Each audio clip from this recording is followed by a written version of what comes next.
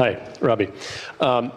When you say that atheists have no basis for morals, it seems that you're ignoring most of the existence of mankind, and that we can look at the world and see that that peace leads to prosperity in nations. Say that again, that what?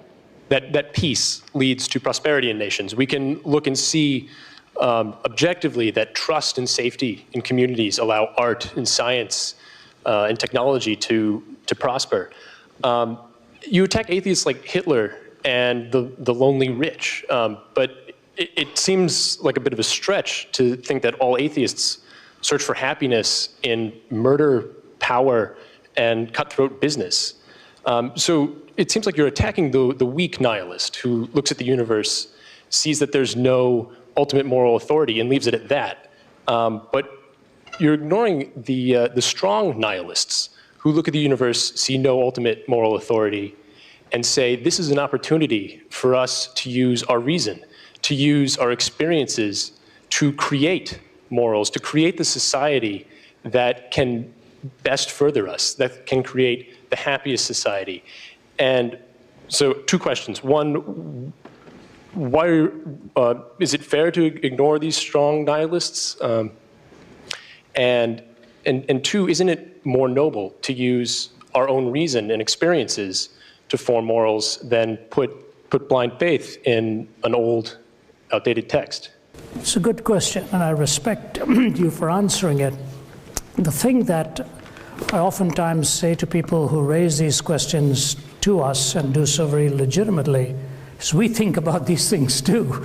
We don't say there's no such thing as goodness in an atheistic world. That's not what we are saying at all. In fact, an extreme humanist could be a very, very good person, morally good. That is the question is not whether an atheist can be a good person or not. The question is there is no rationally irreducible extension of reason to do that except pragmatically that you want to live in peace, but that is assuming that peace is a good thing. That's only a matter of survival. If you are my neighbor and I want to be at peace with you, but you are not happy with the way I keep my lawn or what I do with my dog when the dog comes out of there, you're going to be a very angry person and want me to comport with the ground rules that you want to leave me with. And we are ultimately then forced to ask the question, what of the person who believes, as some people do? Believe me, I have met them, who believe that the West is the greatest curse in the world today, who want to eradicate it, and then the world will be a better place. What is the grounds for us reasoning with that kind of person? Oh yeah, we all need to get along. He says, yeah, but I get along better when you're not around. That's exactly what they do. I'll give you now your question is not a foolish question, it's a very real question.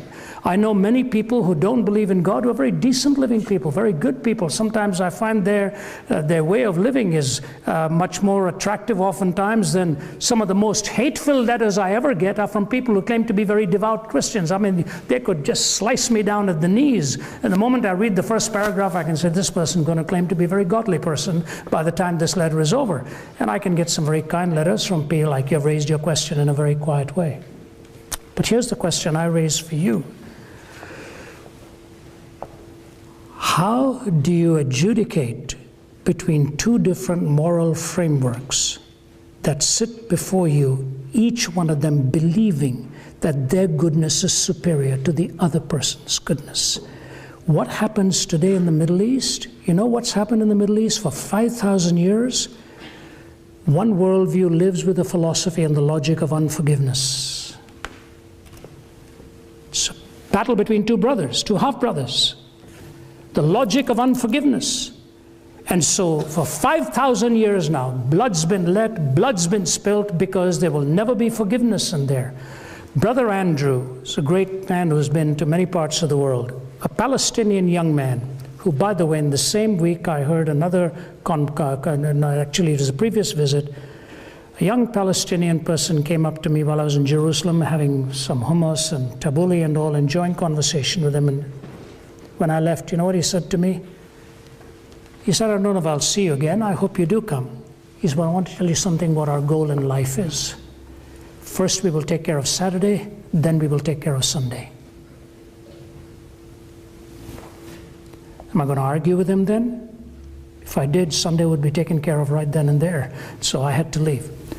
Brother Andrew was in a conversation, and a young Palestinian boy told me this story himself. He said, Brother Andrew was sitting across a sheikh's table in Jerusalem.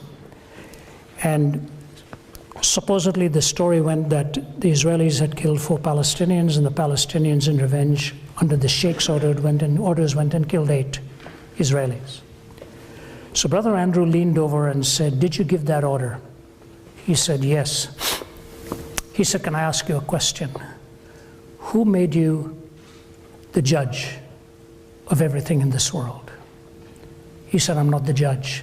I'm only an instrument of God's justice. So this young Palestinian boy said, Brother Andrew looked at him and said, what then is the place for forgiveness? And he looked at Brother Andrew and said, that's only for those who deserve it. You know, if you deserve it, you're really not being forgiven, you've earned it. But you see the worldview coming through. The worldview is so deep-seated.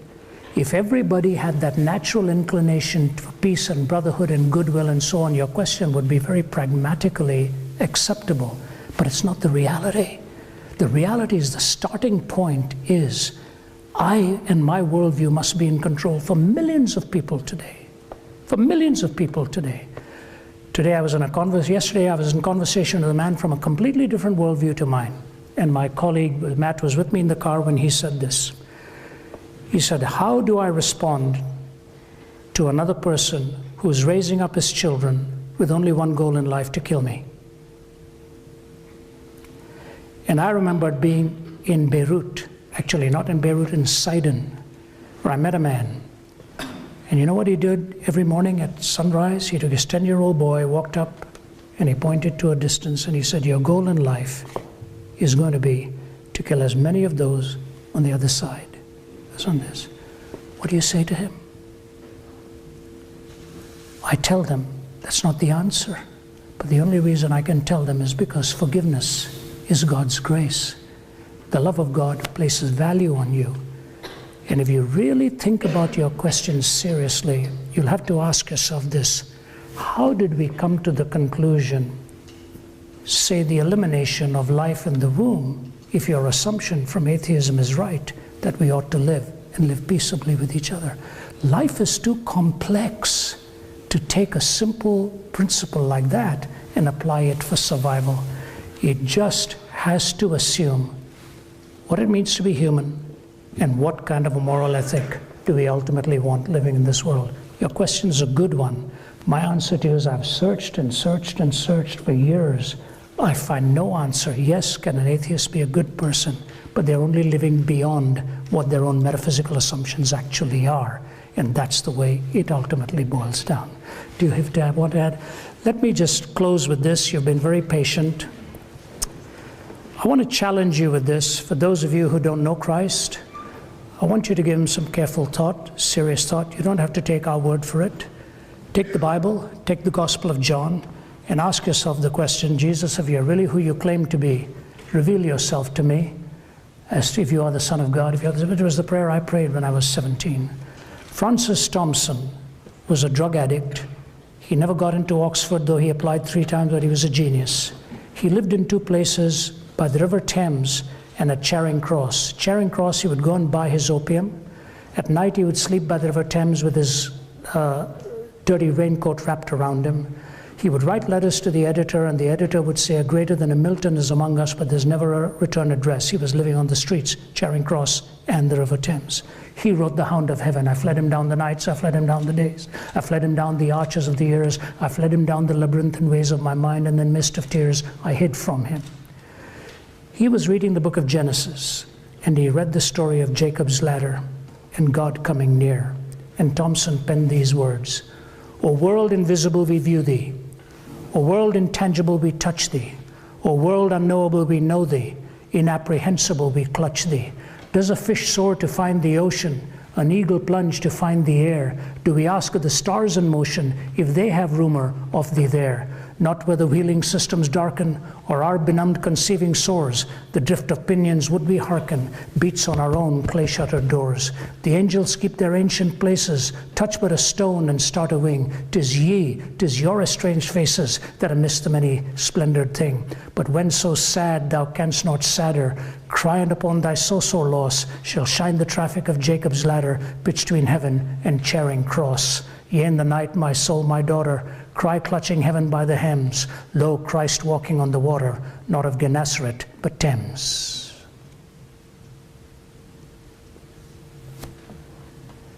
God is nearer to you than you realize. You don't have to take our word for it. You ask Christ, if he is who he claims to be, to reveal himself to you. And I guarantee you this, if your prayer is sincere, when you find him and you know him, you will find the glue that puts all of life together, especially moral reasoning, especially meaning, hope, and the ultimate recovery of life beyond the grave. I want to thank you all at Princeton for being here and giving me a warm welcome. My compliments to the two fencing teams that just won the national championship. So hooray for them, we cheer them. He was a boxer at Oxford. I figured I was safe with fencing champs and a boxer here. We'd be all right. Somebody was watching out from my back. God bless you, and thank you, organizers, for having us.